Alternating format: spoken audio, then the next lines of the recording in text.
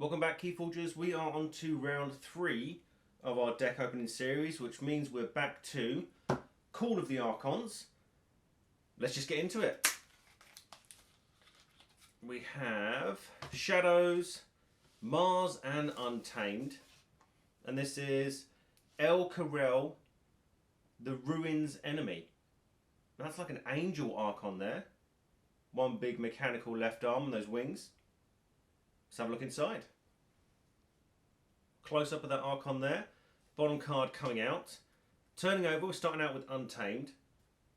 We have Way of the Bear. It's an upgrade. You get an amp when you play it. This creature gains Assault 2. Witch of the Eye, 3 power. Reap, return a card from your discard pile to your hand. Hunting Witch, 2 power. Each time you play another creature, gain 1 amber. A second Hunting Witch. Niffle-Ape, 3 power. While Niffle-Ape is attacking, ignore Taunt and Elusive. A second Niffle-Ape. Kindred Longshot, 3 power with Elusive and Skirmish. Reap, deal 2 damage to a creature. Chota Hazari, 3 power. Play, lose 1 amber. If you do, you may forge a key at current cost.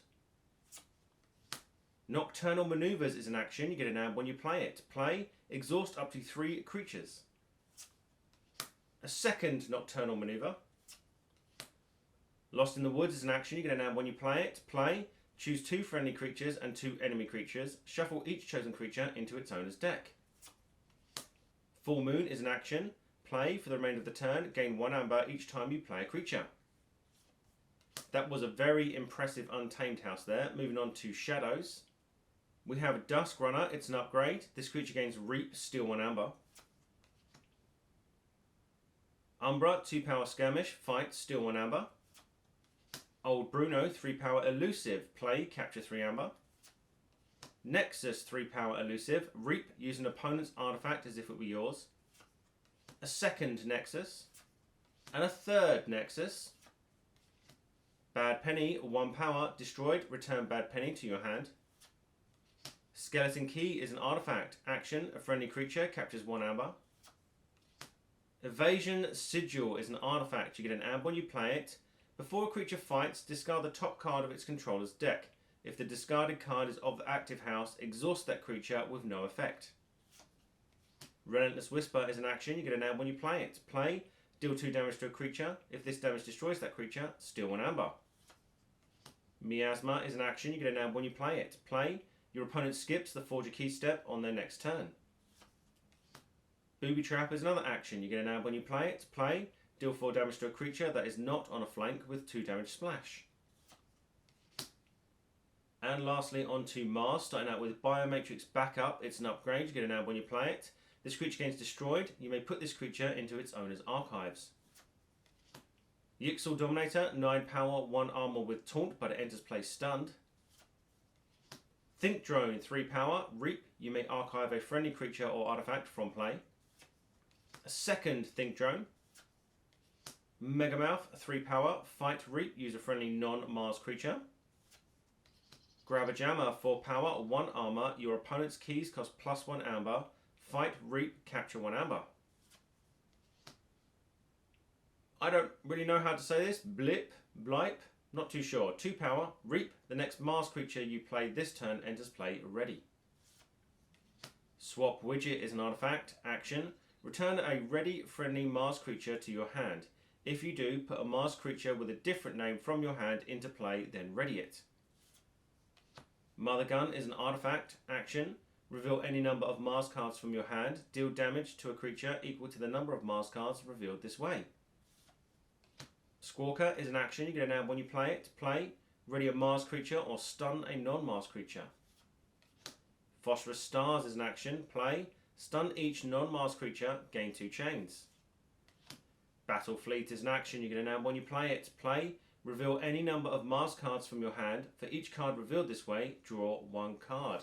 There we have it. Let's dive a little bit deeper to see how this deck works. I'll go straight into the breakdown on this one. There was 11 printed amber, 10 actions, 19 creatures, 4 artifacts, and 3 upgrades in this deck. It does cover the main points we're looking for in a Keyforge deck. So we do have amber control, expected amber, artifact control and creature control. We also have a little bit of efficiency and recursion, no disruption, and we've got that one key cheat in there. If we start with amber control, and we're starting out with Mars, we have the Grabber Jammer. Your opponent's keys cost +1 amber, and it's got that fight reap ability of capture 1, 4 power, 1 armor, not too bad. As you would expect with any Call of the Archons deck, most of our control today comes from shadows. We can continue with the capture. Old Bruno, 3 power elusive, play capture 3 amber. We have the skeleton key artifact. Action, a friendly creature captures 1 amber. And then we go into steel. We have the Umbra, 2 power skirmish, fight steal 1. The Dusk Runner, one of our upgrades. This creature gains reap steal 1, so actually that's a reap 2 if your opponent has the amber. And then the Relentless Whisper. 2 damage to a creature. If this damage destroys that creature, you steal 1 amber. Good thing about that is it doesn't say enemy creature, so we can add a push, play it on one of ours to activate that steal. And then, as well as the Grabber Jammer with a +1 key cost, we also have the Miasma, which is the play your opponent skips the Forger key step on their next turn. This does not stop them from key cheating on that turn, it just means they skip the initial Forger key step on their next turn. So quite a nice bit of control mixed between capture and steal there. Anything that says steal, so our Relentless Whispers, Dusk Runner and our Umbra can all be considered amber or expected amber. And then we're going to go into Untamed for a lot of our expected amber because we have 2 Hunting Witches. Now, as most Keyforge players know, anything that's got a trait of Witch needs to leave the board pretty quickly if your opponent has put it into play. The Hunting Witch here, each time you play another creature, gain 1 amber. That's not each time you play another untamed creature, it's another creature. We have 19 creatures in the deck, so it's 17 other creatures apart from the Hunting Witch. If you have them both on the board, that's 2 amber per creature you play. Plus, if we get the full moon into effect as well, that's actually 3 amber per creature you play. We do have some archiving in the deck, so it is possible to have an explosive untamed turn. In Mars, you're pretty much looking at Mars doing what they do in set 1, which is readying themselves or making cards ready when they enter play. We have Blip, no idea how you pronounce that. Reap ability, the next Mars creature you play this turn enters play ready, so you can use it to reap straight away, or maybe an action that generates amber. We have the Megamouth, 3 power, fight reap, user-friendly non-Mars creature. That's a direct house cheat there. And again, could be used to either reap or generate amber through an action. And then we have the action itself, Stalker. Ready a Mars creature or stun a non-Mars creature. So you can put it in both expected amber and creature control. When it comes to the key cheat, it was Chota Hazri, 3 power, play. Lose 1 amber. So you've got to lose 1 to start with. And then if you do, you may forge a key at current cost. So if your current key cost is 6, you're going to need at least 7 amber when you play this Chota. Now we do have ways of returning Chota to either our archives or from our discard pile to our hand. I was looking to see if you could do it in the same turn, but I couldn't figure it out. If you can notice it, please let me know, but I don't think you're able to key cheat twice in a turn using this deck because you will need to take out your Chota on an untamed turn, and I can't see that happening with the cards that we have in Untamed. Artifact control. Yes, this deck does have some, but it's pretty much all the same because we have 3 Nexus. 3 power elusive creature with a reap ability of using an opponent's artifact as if it were yours. Now this doesn't destroy that artifact, and if your opponent's artifact has a passive effect, it's going to make no difference whatsoever. You're going to be stuck. So something like Redacted from Logos, it's just going to be a big, we can't do anything about it. But if it's got an action, an Omni ability or destroyed ability, you can use it on your turn, which will mean it is exhausted for your opponent's turn and won't ready until the end of their next turn. Having 3 is really good, meaning that we're probably going to have 1 out on the board. Having 2 on the board, I say, would be pretty much good artifact control. and there's a chance your opponent won't be able to use the artifacts that have actions. There was creature control as well. There was no direct board wipe in the deck, but we did have the booby trap. 4 damage to a creature that is not on a flank with 2 damage splash. Most of our Shadows cards were control, but that is the one creature control card we got. Phosphorus Stars was in Mars. You stun each non-Mars creature. That is yours and your opponent's, and you gain 2 chains. Now, I don't think that's a fair trade-off. There are worse cards out there, but there are also plenty of better cards out there for board control. If you have an entire Mars board, and they have an entire board that doesn't include Mars, might be worth it. But 2 chains to stun possibly your creatures, it's not ideal, let's put it like that. Mother Gun is our artifact. Action, reveal any number of Mars cards from your hand. Deal damage to a creature equal to the number of Mars cards revealed this way. Now we do have ways of drawing additional cards, and we do have ways of archiving Mars cards from play. So there's a high possibility that if we needed to, we could get quite a lot of damage off with the Mother Gun. With Untamed, we had the 2 Nocturnal Maneuvers. Amber when you play it, and when you play it, you exhaust up to 3 creatures. Now, ideally, you're probably going to be doing your opponent's creatures. But it does say you can exhaust your own creatures. I don't see a reason in here to exhaust our own creatures, because there's nothing that says destroy an exhausted creature, which would be good for getting rid of Chota into our discard pile and then bring it back, but I can't see how that works. But do not underestimate the power of a well-timed exhaust. You ready your cards at the end of your turn. If you can exhaust your opponent's cards on your turn, they're not going to be ready for them to use. Kindred the Longshot, 3 power with Elusive and Skirmish, and a lovely reapability of a straight 2 damage to a creature. And again, that doesn't say enemy creature. If it was 3 damage, we'd be right in there with our Chota Hazri and being able to bring it back. But unfortunately, we can't. And then we have Lost in the Woods.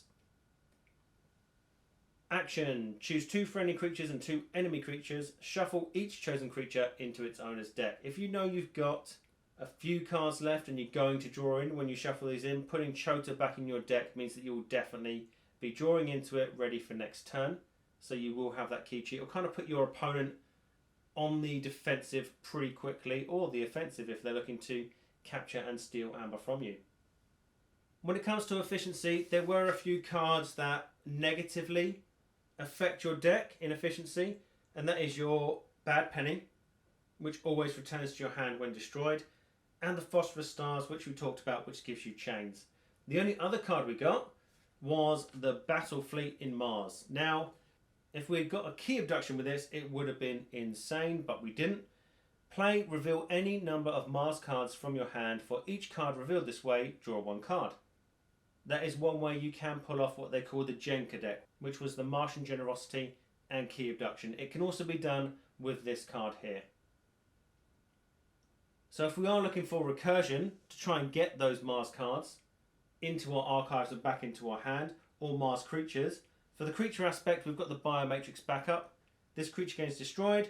You may put this creature into its owner's archives. I believe that has been errated, which says put this creature into its owner's archives. So you put it on one of your creatures, when it died, go into your archives, you get it back next turn. And then we have the Witch of the Eye. Untamed, it's another witch, so obviously very, very powerful in Keyforge. Return a card from your discard pile to your hand. That's any card, doesn't even need to be an untamed card. But probably your best card to bring back would be the Chota if you knew you were going to have enough Amber next time. It might be the Miasma if you need to take your opponent off check next turn. If you're looking in Untamed, Lost in the Woods is also a good call. If we're looking to archive cards, either to try and make our Full Moon double hunting witch very, very effective, or to pull off that Battle Fleet, we do have the 2 Vesma Think Drones. 3 power, Reap, you may archive a friendly creature or artifact from play. There aren't many artifacts in here that you would want to put back into your archives. We have the Swap widget in Mars. Action, return a friendly Mars creature to your hand. If you do, put a Mars creature with a different name from your hand into play, then ready it. There are many combos you can do with this artifact. There aren't many in this deck that will work as well as you think. So maybe that is a card you want to play and then archive so you can have that big battle fleet turn. We have the Evasion Sigil. Shadows artifact. Before a creature fights, discard the top card of its controller's deck. If the discarded card is of the active house, exhaust that creature with no effect. So the fight doesn't happen.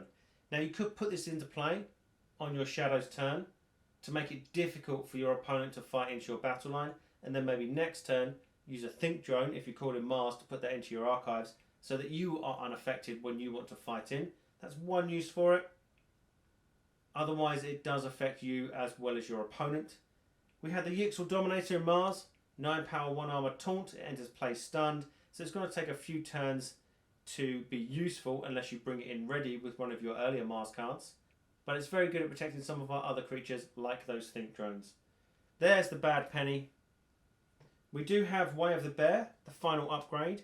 Creature gains Assault 2, so 2 damage will be dealt before the fight even occurs. If you destroy the enemy with that 2 Assault, then the fight doesn't happen, so you won't activate any fight abilities on your card, but it is a way of popping a ward before you attack in. And if you are facing an opponent that has a lot of taunt or maybe elusive Shadows creatures, we do have the 2 Niflapes, which allow us to ignore taunt and elusive when attacking. Probably an underrated ability for a Niflape, but can come in very, very handy if your opponent is holding on to quite a bit of a board. Overall, with the key cheat, being able to return that key cheat, I would say this deck is predominantly played quickly. You have 11 printed amber and 19 creatures. You're going to want to try and establish your board as quickly as you can, and probably just try and rush your opponent to the keys. You have the artifact control in there with a Nexus to slow your opponent down, be a little bit annoying tapping their artifacts. The Miasma does help, making your opponent skip the Forger key step, and we do have Capture and Steal in there, so it is an all-rounder.